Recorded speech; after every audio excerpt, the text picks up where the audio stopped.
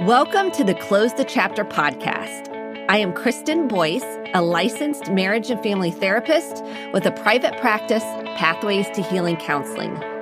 Through conversations, education, strategies, and shared stories, we will be closing the chapter on all the thoughts, feelings, people, and circumstances that don't serve you anymore and open the door to possibilities and the real you. You won't want to miss an episode, so be sure to subscribe. Welcome to this week's Close the Chapter podcast. Each and every week, I join you and I just am filled with gratitude. So thank you for joining me for this episode. This is in particular an episode that impacts everyone. And what do I mean by that? How many of you have kept a secret? Any kind of secret? We have different forms of secrets. And what has that done to you? Have you really even thought about it? Or have you tried to bury it so deeply and lock it away and never think about it again? And perhaps you think the secret doesn't really affect you or bother you or impact you in some way. Today's episode is one that can bring up lots of emotions. So I do want to give you the heads up that we are going to be talking about secrets and the impact of secrets. And I think it's a topic that needs more attention because we don't know the impact that secrets have on you personally and relationally. So I really want to invite you today to take a deep breath. You can always come back to your center anytime you might feel shame or guilt or feel activated or afraid of something. What I want you to practice is coming back to center. What do I mean by that? Taking a big breath in through your nose and pull your belly into your spine and then release with a sigh out your mouth. I'm demonstrating that for you so your brain will take the cue to breathe. And then I want you to notice your surroundings. So look around. See what's in front of you. Orient yourself to the present moment, the here and now. The past is over, and we are now in the present moment. And so you can always come back to your center and reground. You can always come back when you feel like you're going into what we call dissociation, where you're leaving your body. You can come back into your body, your nervous system, come back into this present moment and know that the past is over. So I want you to practice that as you're listening to this episode, and in the hours and the days to come, I want you to think about coming back to center. When we get in our heads and we get into rumination or looping thoughts, we can lose our connection to our body and our spirit self, our wise self that gives us the answers when we're present to listening. It gives us guidance. I like to call it the Holy Spirit. You can call it whatever you want, God, universe, or self, adult self, whatever works for you to access this. But when we have the tools to learn how to come back to center, get out of our head, get out of our fear, come back into our body and come back to this present moment, you start with the breath. And I know this sounds easy. It takes practice. Connect to your body, orient yourself to the space, notice the objects, what's in front of you. What's in front of you? Describe it, shape, size, color. And the reason I'm going over this at the beginning is because we can feel a lot of shame and guilt when it comes to secrets. And so I want you to be very gentle with yourself and compassionate. And maybe someone has held a secret from you, or maybe someone has asked you to hold a secret that felt so overwhelming and lonely. Secrets are a lonely place to be. And you might have heard the saying that secrets can make you sick. And the reason why that saying is on the forefront is because your body and your nervous system respond to the burden and the suppression and the repression and pushing down and trying to lock away the secret. And it takes a toll on you. Your body will tell you no more. Your body will give you the indicator, I can't do this anymore, because we rationalize, we minimize, and we try to protect ourselves. And we're going to be exploring family of origin. We're going to be looking at a trauma. We're also going to be looking at how this plays out relationally. So you're going to want to listen to the whole episode. I invite you to grab pen and paper wherever you are. And as always, I will reference other episodes. So feel free to binge listen to the episodes and listen over and over and again when you need them the most. Because let's face it, going through growth and working through our trauma, our secrets, our fears is not easy. And at any point in time you need support, please do not hesitate to access a therapist. Right now, we have a new number that has launched here in the United States called 98. Well, you can dial 988, and it's the mental health suicide prevention hotline. It also is for anybody in crisis. It's kind of like 911 is for physical crisis. Now we have 988, and you can text that number too. You don't have to just call it. And at any point you need support, please know it's so important to know there is help available out there, whether it's a therapist, 988, a support group. There's so many options. So please don't try to do this alone. Okay, let's dive into today's episode and let's define what secrets are. And I'm going to read the definition of a secret. It's not known or seen or not meant to be known or seen by others. That's the adjective version. The noun version is something that is kept or meant to be kept unknown or unseen by others. And let's talk about what is considered a secret. Really, anything that we want to hide or is hidden is hiding something from someone else or from other people is considered a secret. What prompted me to do this episode? Here's what prompted me to do this episode is I have so many clients that have been betrayed by secrets and or they are keeping a secret. What kind of secrets do I hear in the therapeutic room? I hear of secrets of sexual abuse because the shame feels so great to reveal that you've been sexually assaulted, sexually abused, touched inappropriately, violated in some way. It can be even physical abuse. It can be incest. It can be any type of childhood trauma that was not wanted. And many people have shame over, well, I didn't say anything. And I said, absolutely, because that's the conditioning you receive. Fight, flight, freeze, or fawn. Those are our survival responses. And we have flop. And so those survival responses try to protect you. And there's an article on the Pathways to Healing Counseling website that was recently published by my supervisor when I was going through school, Lois Bouchon. And she wrote why people don't speak up about abuse. And it's so powerful. And I recommend you can go and we'll link it in the show notes. It is so good because we're conditioned out of having a voice. And in childhood, it wasn't safe for many people to have a voice. So a way to protect yourself, and you might not even know that you are keeping a secret. It might be something that you are threatened with. Maybe someone said, no one's going to believe you, or I'm going to harm you or your family. There was some threat made or some punishment that was going to happen if you told. And so you learned that to stay safe, I cannot tell, or someone's going to die or get hurt, or there's going to be pain involved. And so that was a survival mechanism. And so we work a lot on all the compassion and tenderness towards the little soul that was threatened and didn't have a voice. Other secrets people keep are maybe identity, that they're struggling with identity because they feel like they'll be shunned, they will be judged, they will be prosecuted, ridiculed, bullied, disowned. And this happens if they tell the truth.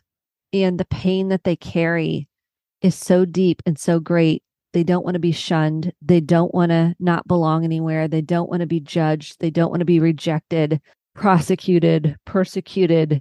And so it feels safer to carry the secret. Other secrets are of betrayal. Many times, because I'm a marriage and family therapist, I have dealt with so many betrayals of affairs, whether it's emotional, physical, sexual, There's so many forms of affairs where there's a violation of trust. There's lies that are told repeatedly. There's people that have double lives, that have another relationship while they're in a marriage or in a committed relationship, and they have children, they have other lives, and they've led this lie and they're afraid to give it up. They want both parties. And sometimes it's gambling issues, addiction issues that are so profound that seem so scary to reveal. There are other types of lies that people hold. It might be who someone's parent is. It might be somebody has held on that they had an affair and somebody else is the parent to their child. And years later, it comes out. I've walked many, many people through that. And it may be lies on who the biological parent is. If there's a step parent involved, they think it's their biological parent. It's really the step parent, or it's the product of an affair or maybe an adoption. They weren't told that they were adopted early enough and there wasn't honest transparency. And the list of secrets is deep and wide. We're not going to be able to cover every single secret. It's impossible. There's many different types of secrets. There is childhood secrets that you might have had a very rough childhood, a traumatic childhood, and you haven't shared that with your partner. Maybe you had some form of rape or abuse of some sort and never shared that with anyone. Maybe you had an abortion or a miscarriage and never shared that with anybody. And I'm here to tell you it's okay. You didn't do anything wrong. And I am going to share with you the truth about secrets and what they do. Because if we don't have this conversation, we may never know that there's freedom and liberation on the other side. And you have to decide what's best for you. I want to make sure we're really clear on that. You have to check in. You have to know what is best for you because no one else can know what's best for you. The answers lie within you. So please know that the answers are not right, wrong, good, bad, black and white answers. They are a rumbling within yourself. So I will give an example of a secret that was not meant in a harmful way. And there's different types of secrets. So I'm going to tell you a secret that wasn't meant in a harmful way. It was meant to protect me. And at the same time, it was a painful secret for my teenage self to keep. So my parents are divorced. They divorced when I was 8. My dad got remarried. He was single for a while. He got remarried 2 years later, maybe. And my stepmom was younger than him and wanted children. Well, my dad had a vasectomy. And so he had a reversal. And I've shared this on the podcast a few times about my mom and her. God love my mom. This is nothing to pick on my mom. This is just to illustrate relatable examples.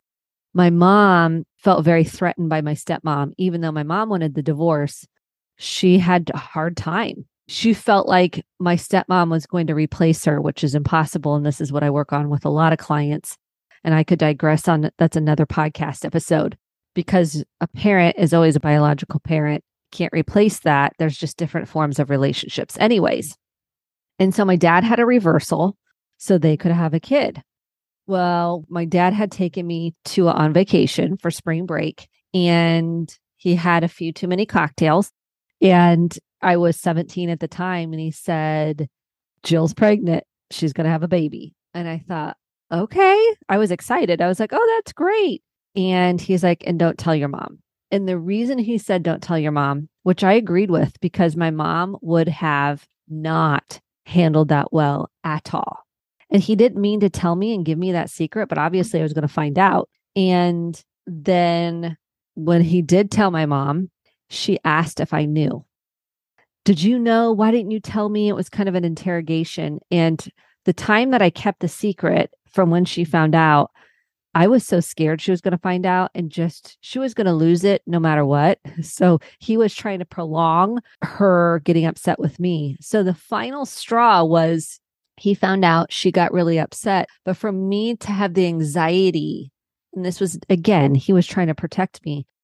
The anxiety of carrying the secret was a lot. And for children to carry secrets is very harmful. It's very harmful for them to be the secret keeper. And another form of a secret is I've had many clients walk in while their parent had an affair or found something of the affair partner with their parent. And they then became the secret keeper because they were afraid to tell the other parent. They didn't want to hurt the other parent. They didn't want to break up the family. The burden that they carried is heavy. And it does play out in their current relationships. Will you say how? Why? Because trust is broken for that person. I mean, for that child to experience or find out, and they're the ones that found out about the affair. They're the ones that have to keep the secret. It's extremely painful. And if you watch Ted Lasso, I'm kind of behind behind the eight ball on this because it's been out for a long time. I just am at the scene. There's a scene in there where the owner of the football team, she found her father having an affair and never told her mother, but her mother already knew. And she was angry. She said, "I'm so angry." And the mother said, "I understand." And she said, "I'm angry at you, Mom, for staying." And she said, "I'm glad you're angry at me because I thought you didn't care about me. You seemed like you just didn't care. So for you to be angry with me knows that you care about me." And she just broke down crying, the daughter who kept the secret. And her dad had passed away. He had died. And she was able to finally share the secret. And I am a permission giver for people to share secrets, to be liberated, to share it, because research, I'm going to break some of this down for you because it's important we look at the research on this. Because we do know secrecy is associated with lower well-being, worse health, and less satisfying relationships. And its research has showed a link between secrecy and increased anxiety, depression, symptoms of poor health, and even more rapid progression of disease. And so the harms are pretty deep, and the concealment and the vigilance of concealment can be exhausting.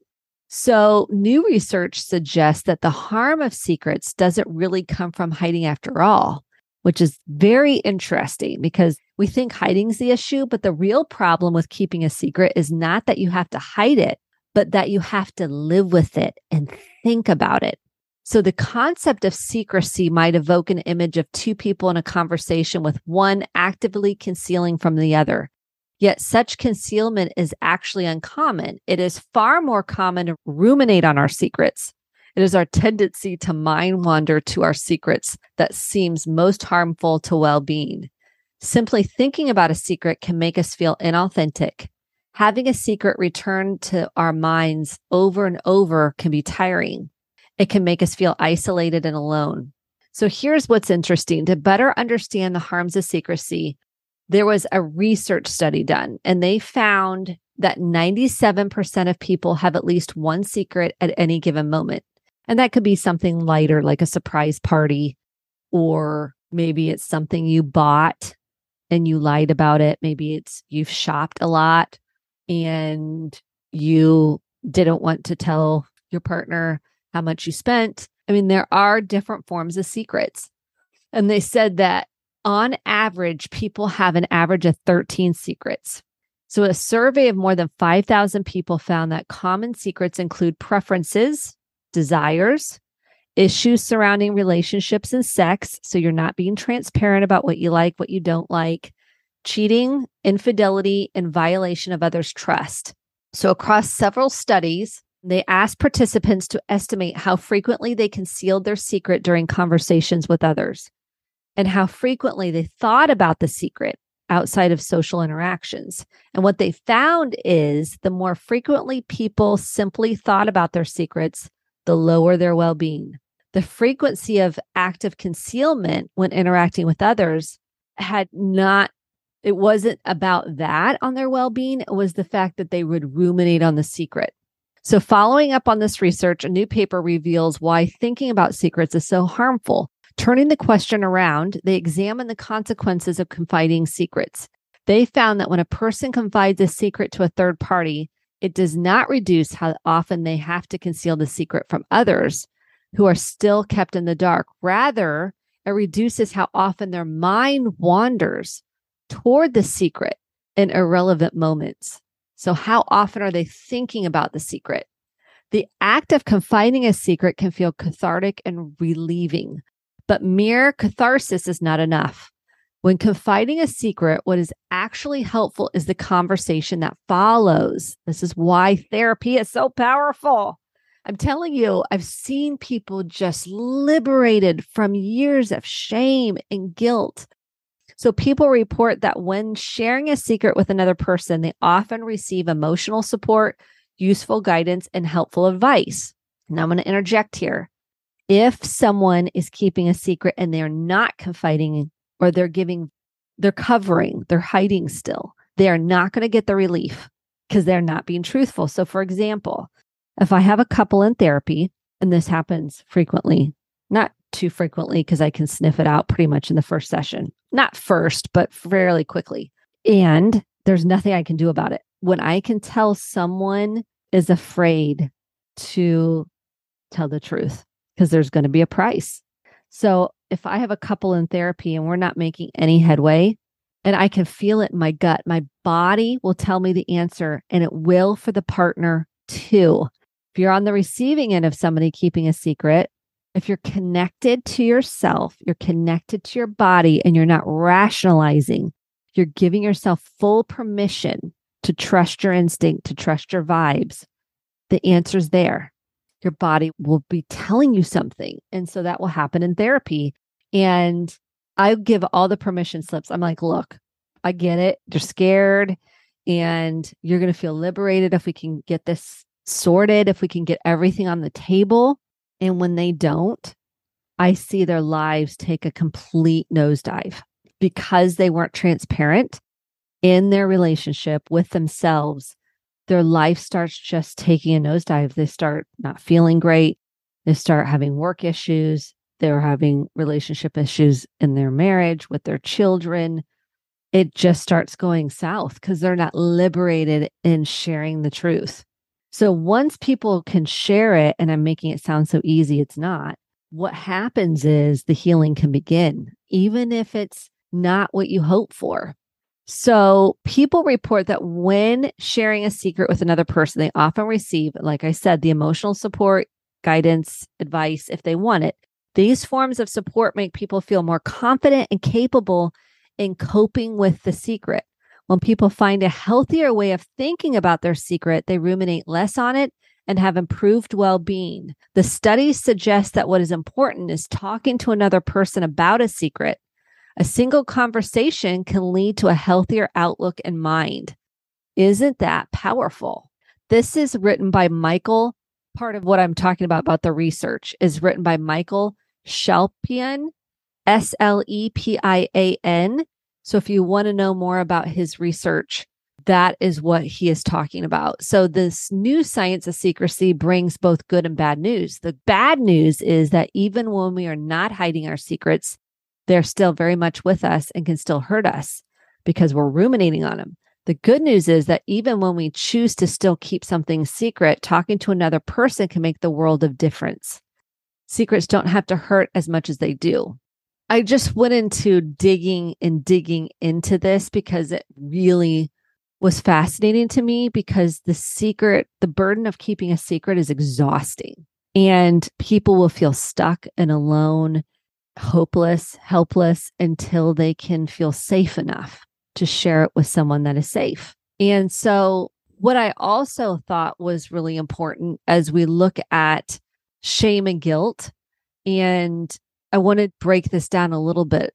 While shame and guilt are both negative, we don't like these emotions, okay? They have important differences. Guilt is more adaptive. When you feel guilty, you can make amends or decide to do something differently next time. That's the power of guilt. It can propel us to make a positive change, where shame is more about a feeling like a bad person. It can, again, make us feel helpless and powerless. And those feelings of helplessness can lead a person to revisit their shameful secrets over and over, rather than feeling the liberation from the secret. So while I help people work through the secret equals shame, oftentimes. It depends on if you have a personality disorder, which we're not getting into, but In general, secrets, a lot of shame. And the shame is what we are working on in therapy in order to be able to tolerate telling the secret. So it's really important when we do start sharing the secret, we will see a big reduction in shame over time. It is like when we put shame, and I love Dr. Brene Brown's work, when we put shame in a petri dish and we douse it with a little bit of darkness and keep it hidden, it will grow. The shame will exponentially grow. Health will decline. Your body will start screaming at you. When we bring shame to the light, which is like bringing in the secret to the light with safe people, it starts opening your soul and your heart up. You're less afraid. You're less living like you want to crawl under a rock and hide. You're less isolated. You feel less lonely. You start feeling like you have some worth and some value. You start working through that shame. You start working on those inner child parts that know it wasn't your fault, because sometimes it wasn't safe to tell the truth at home because you would have got disciplined, punished, beaten, shamed, attacked. And so you learned to lie. Some people have learned to lie really, really well because that was safe. And they lie so much, they can't even sort out a truth and a lie because they've rationalized something so much. And they're afraid that if anyone has an adverse reaction, meaning they get upset, that they're like, see, I shouldn't have told you the truth because you're upset. It's like, that person has a right to be upset. You have zero tolerance for that person being upset because of your childhood or because it triggers something of shame in you. It triggers fear in you of not being good enough. And so you don't tolerate the other person's reaction, so you hide it. And when we lie about it and we keep a secret about how we really feel, it never plays out well in a relationship. It just doesn't. I see people get sick, the body will just break down because the body is holding the secret. The nervous system is holding the secret. And going back to the research study, it's interesting because the researchers found that people felt more fatigued and more alone as they kept pushing things down. And we want to protect ourselves in our relationship. But once we are able to confide, have social support, and you feel confident in that, you feel so much more capable of tolerating someone else's upset, tolerating someone else's sadness or anger.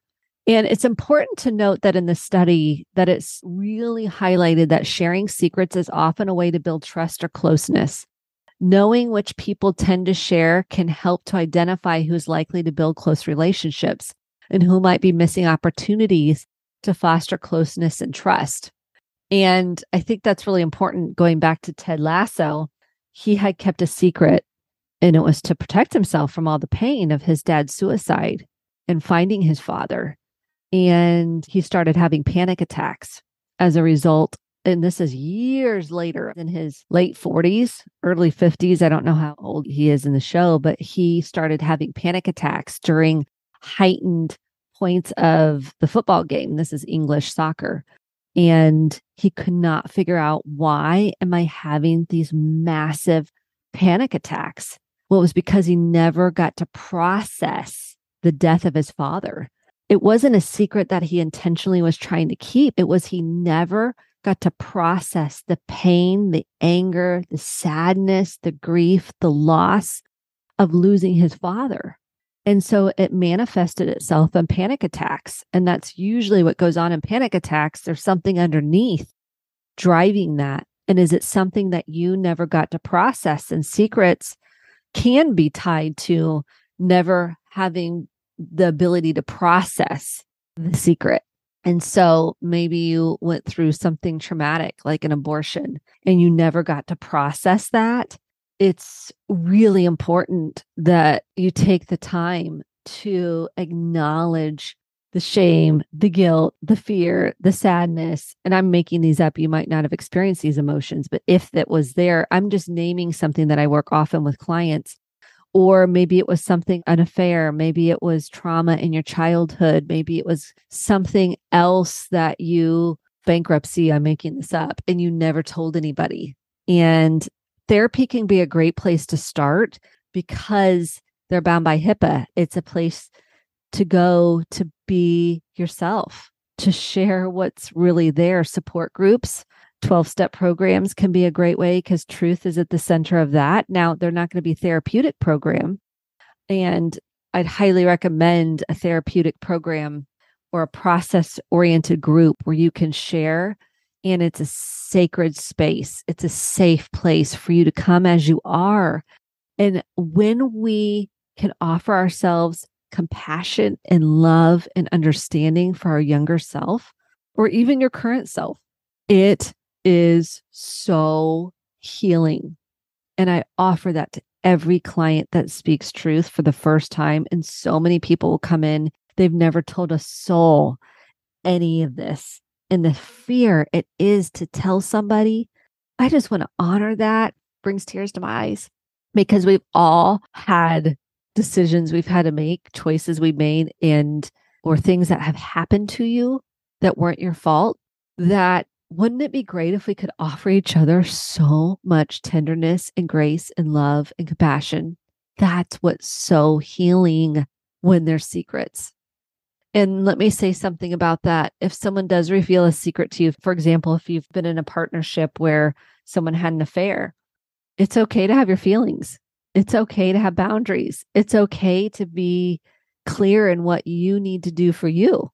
In that partner, if you are the secret keeper, I just want to commend you on if you are the one that tried to keep a secret for somebody, or I understand you are trying to do the best you could and how painful that is. And it's okay to say, I can't be the secret keeper. It's too much for me. I really think that you need to talk to a therapist or somebody that can help carry the load because I can't be the one to carry the secret. And if you are on the recipient end of someone betraying you because of a secret, it's important you get your own support as well, and you're able to process the pain of it. And it's okay to have your emotions too. Here's the liberating part of doing secret work is on the other side of it is a lightness. It's a relief. In the middle of it, it's tough. It's murky. It's hard. It's scary. And it can create it could stir up feelings that you've been trying to repress for a long time. And when you can connect to those emotions and sit with them, tend to them, love them, welcome them all to the table, you are going to change your life. And that's why therapy can be so empowering. I'm not saying therapy is the only way through. Journaling, getting it out on paper, saying things out loud, prayer, meditation, exercise. I mean, I could go through the litany of things, listening to podcasts like this one, reading books. Those are all healing. But the most healing thing you can do for yourself is acknowledge the secret, then process the emotions around it, notice your body sensations, and give yourself time and space to let the secret breathe, be seen, be nurtured, be tended to, be forgiven, and take radical ownership of it. And I'm not saying what happened to you. I'm saying over just burying it and how that has maybe manifested for you. Because we know if you bury things for a long enough time, I know I keep saying it, but it will manifest itself relationally because you won't trust people. It'll manifest itself because you're afraid they're going to find out your secret and then no longer love you, or they're going to leave you or abandon you. And so start with a therapist. Start with someone that you can tip your toe into the water. And the truth is, those that are meant to bear witness compassionately will be the people that you're meant to be in relationship with. You will have deeper connections. You'll feel less lonely. You will feel a sense of freedom. And truth is something all of us have to practice, telling the truth. And I don't mean you need to tell everybody everything. It's one of those where you can be honest with yourself and bring things to the light, because that is what opens you up to receive love and then offer love to others more fully. It opens you up instead of restricts you, where you're trying to protect yourself all the time because you're afraid someone's going to find out. That is a very anxiety producing place to live. Or maybe you didn't even know, like Ted Lasso, that how much it was impacting your life until you started having a panic attack. And that's scary. Panic attacks are scary. And what if we could create safe places for people to tell the truth? Wouldn't that be so powerful? And that is my mission. Can we create safe places for people to say how they really feel, say what they like and don't like in a loving, kind way? I'm not saying be mean, that they can have the freedom to trust their intuition and their vibes without having to explain everything. They could just say, I just get a bad vibe about this. I just don't feel comfortable with this. And then asking yourself if there's something there to explore. So here's my invitation for you. Write down all the things that you've been pushing down or hiding. Write them all down. You can burn this if you want. You're going to pray. If you pray, you can pray over it. If not, that's fine too. You're going to offer yourself compassion and nurturing. You're going to light it on fire, put it in the fire pit, whatever you want to do safely. This is, again, safety. Do not harm yourself. You're going to do it safely, or you can rip it up, put it in the shredder, whatever feels good to you. And then make a decision of what, if that's as far as you want to go, where you wrote it out. Okay. If you want to take it to the next step and you want to dig deeper and find some more transformational healing, you could seek out a therapist. You could do what we call EMDR. I've done lots of episodes on that. Eye movement, desensitization, reprocessing. You can do brain spotting. I would find a trauma therapist. You could do somatic experiencing. There's many different forms of therapy that are so helpful, trauma therapy, and where you can feel safe to go and tell the truth. That's really what therapy is. It's a safe place to go and tell the truth and process the truth, which are your emotions, your body sensations, your beliefs about yourself, your thoughts. So you can start getting more into your heart and less in your head, working through fear so you can live more securely and peacefully. Now, fear just disappear. It can help you. The bottom line is when you face it, you're on the path to transformation. If you bury it, there's no hope of healing. It really, truly is no hope of healing. And I don't mean to be a all or nothing. Even if you took it just one little step at a time, but write it out. You can destroy it, whatever you want to do. That's the first step, is acknowledging your pain, acknowledging what you've been carrying. Then I would get the book, Healing the Shame That Binds You by Dr. John Bradshaw, or you can get Rising Strong by Dr. Brene Brown, who talks a lot about shame if you haven't heard her. Or you could get It's Not Always Depression by Hillary Jacobs Hendel. Those are some books to get started in this work. And then Homecoming by Dr. John Bradshaw. So it's some inner child work.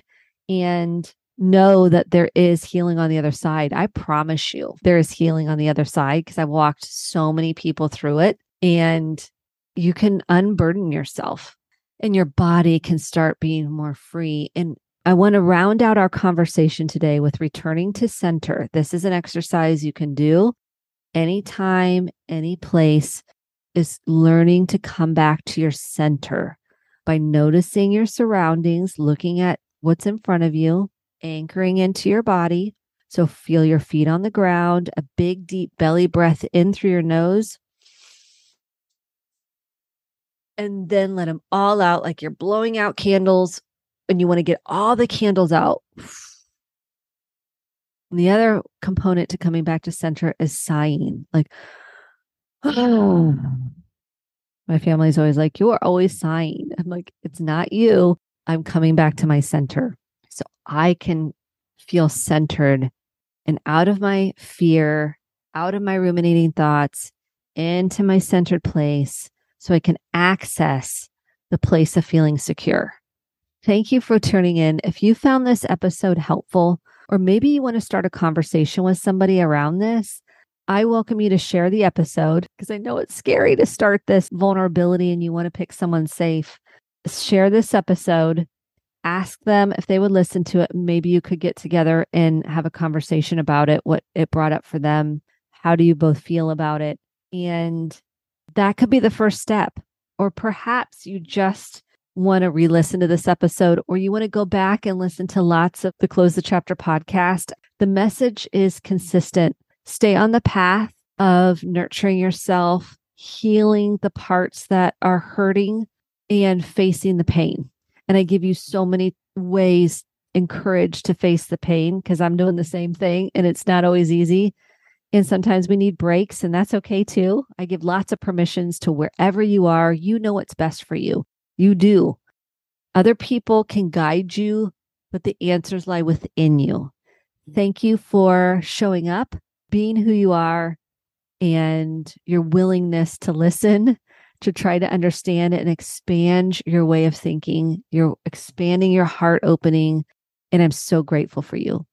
Thank you. And if you found this episode helpful, I would love to know. You can rate, review, and subscribe to the episode or to the podcast. You can tag me on social media at Kristen D. Boyce on Instagram and Facebook. And then I just got on TikTok not too long ago. I've shared that. Don't know what I'm doing, but it's Kristen Boyce. Thank you from the bottom of my heart. And I wish you all the best. And I'm here for you. So tune in next week. I will have Dr. Heather Brown on. And then we are talking about reality and your reality and how someone else's reality might not match up and how that impacts you. And then the following week, I have Dr. Weiss, and he and I had a great conversation about men being afraid of women. It was very interesting. And we also talked about how that impacts relationships. So it got me thinking in a new way. So be sure to tune in the next couple of weeks. Thanks, and I hope you have a good week. Thank you so much for listening to the Close the Chapter podcast. My hope is that you took home some actionable steps along with motivation, inspiration, and hope for making sustainable change in your life.